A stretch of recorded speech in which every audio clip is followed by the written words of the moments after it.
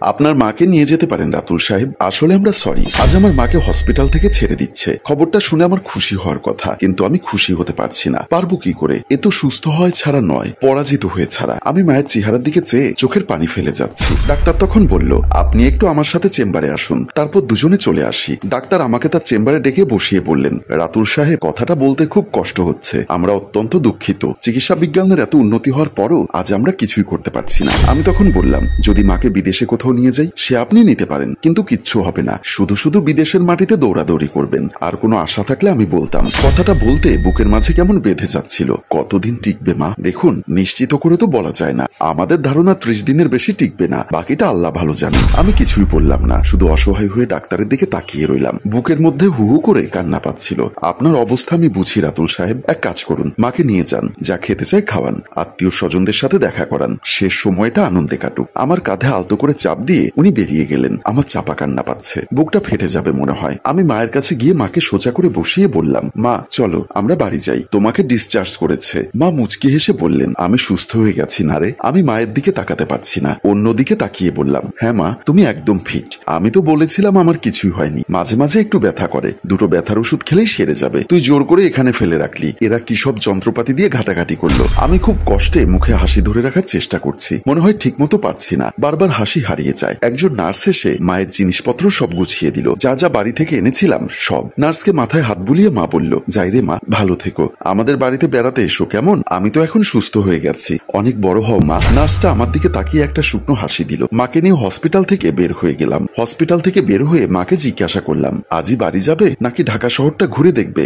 তুমি তো ঢাকায় আসতেই চাও না, আবার কবে আসবে ঠিক নেই। হ্যাঁ চল, আজ বরং ঢাকা শহরটাই ঘুরে দেখি। কোথায় যাবে মা? তোর মনে আছে রাতুল, একবার তুই টিভিতে শিশু পার্ক দেখে শিশু পার্কে যাওয়ার জন্য সে কি কান্না করেছিলি, তোকে তো তখন নিতে পারিনি। চল আজ যাই। ঠিক আছে মা বলে মাকে নিয়ে বের হলাম। রাস্তায় গাড়ির জন্য হাঁটছি আর মায়ের দিকে তাকিয়ে ভাবছি, আমার মায়ের এমনই ভাগ্য, যখন স্বামী সন্তান নিয়ে কাটানোর কথা, আমাদের দুই ভাই বোনকে মায়ের কাছে ফেলে বাবা চলে গেলেন না ফেরার দেশে। মা আমাদের নিয়ে সংগ্রাম করলেন। ছেলে বড় হয়েছে, এখন একটু আরামায়েশ করবে। এমন রোগ মাকে আঁকড়ে ধরলো যা দুনিয়ার 2% মানুষের হয়। হায় রে মা, চোখের পানি বুক ছিঁড়ে বের হয়ে যাচ্ছে, কিন্তু পারছি না মায়ের সামনে কাঁদতে। ঢাকার বিভিন্ন জায়গায় মাকে ঘুরিয়ে মাকে বাড়িতে নিয়ে আসলাম। বাড়ির সবাই মায়ের খবর জানে, শুধু মা জানে না। মাকে দেখে হাসি মুখে এগিয়ে আসলো বড় আপু। বড় আপু চাপা হাসি দিয়ে বলল, মা তুমি এসেছো, খুব মিস করছি তোমাকে। তুমি কেমন আছো মা? আরে বেটি, আমি ভালো আছি। তোদেরকে তো বারবার বলেছি আমার তেমন কিছু হয়নি, কিন্তু আমার পাগলটা কোনোভাবেই মানতে রাজি নয়। সেই শহরে নিয়ে গেল ডাক্তার দেখাতে। বড় আপু হাসছে, অথচ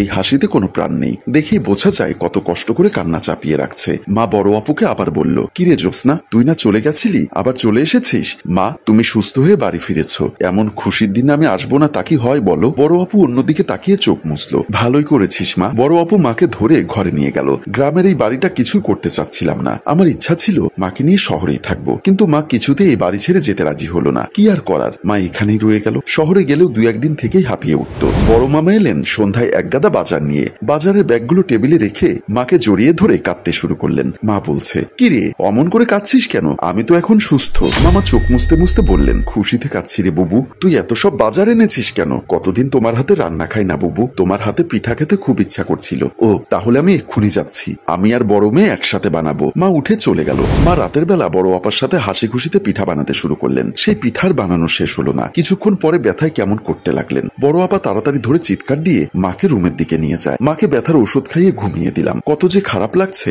বোঝাতে পারবো না। আপু আর আমি দুজনকে জড়িয়ে ধরে কাঁদছি। দিনগুলো মনে হয় ঘোড়ার গতিতে দৌড়াচ্ছে, কেমন করে নিমেষেই শেষ হয়ে যায়। একটা করে দিন যায় আর বুকের মধ্যে কেমন জানি শূন্য শূন্য লাগে। পরদিন মা আমার রুমে এসে দেখে বললেন, তুই অফিসে যাস না কেন? মা আমার ছুটি। কিসের ছুটি নিয়েছিস তুই? অনেকগুলো ছুটি জমে গেছে মা, এখন ছুটি না কাটালে আর কাটাতে পারবো না। রাতে মা ঘুমিয়ে আছে, আমার বড় বোন মায়ের পাশে মন খারাপ করে বসে আছে। দিন যেতে লাগলো, রোগটা মাকে একটু একটু করে কাবু করতে লাগলো। চোখের সামনে মাকে ক্ষয়ে যেতে দেখছি, কিছুই করতে পারছি না। আমার মতো এত অসহায় সন্তান পৃথিবীতে নেই। বড় আপা মাঝে মাঝে কেঁদে উঠে মায়ের সামনে গেলে জোর করে হাসার চেষ্টা করে। মা হঠাৎ তা বুঝে চোখ খোলে আর আপুকে জিজ্ঞাসা করলো, কি হয়েছে রে মা? বড় মামাও কত রকম জিনিস এনে খাওয়াতো। আপুও কেঁদে যাচ্ছে আর মায়ের মাথায় হাত বুলিয়ে দিচ্ছে। দিন যাচ্ছে, মা কেমন দুর্বল হয়ে যাচ্ছে। আমাদের আশা কেমন ফুরিয়ে যাচ্ছে একটু একটু করে। আমার মন বলে হুট করে মা ভালো হয়ে যাবে, উঠে বলবে, দেখ আমি সুস্থ আছি, তোরও সব ডাক্তার ফাক্তার সব ভুয়া। মায়ের হঠাৎ প্রচন্ড ব্যথা উঠলো। মায়ের সারা শরীর কেমন নীল হয়ে গেছে। মা সবাইকে কাছে ডাকলেন।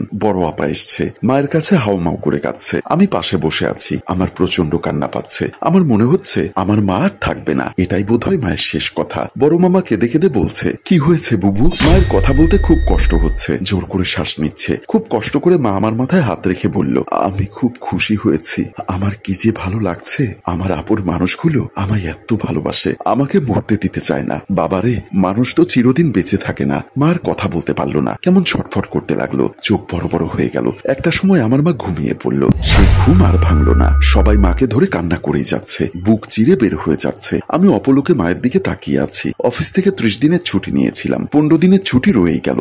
আমার মা এমনই, সবার থেকে আলাদা। সম্মানিত ভিউয়ার্স, মা নামটি ছোট্ট বটে, ডাকতে খুবই মধুর। ত্রিভুবনে নেই তুলনা মায়ের মতো সুর। মায়ের মনে দিও না কেউ ব্যথা বেদনা, আল্লাহ নবী নারাজ হয় সোনার মদিনা, কোন ছেলের সাথে এমন যেন না হয়। গল্পটির ভাবনা ও পরিচালনায় হাশেম রাজু, চিত্রগ্রহণ শিহাব ও শাকিল, প্রযোজনায় মঞ্জুর মোর্শেদ মিউজিক প্লাস। গল্পটি ভালো লাগলে লাইক, কমেন্টস ও শেয়ার করে দিন। ধন্যবাদ।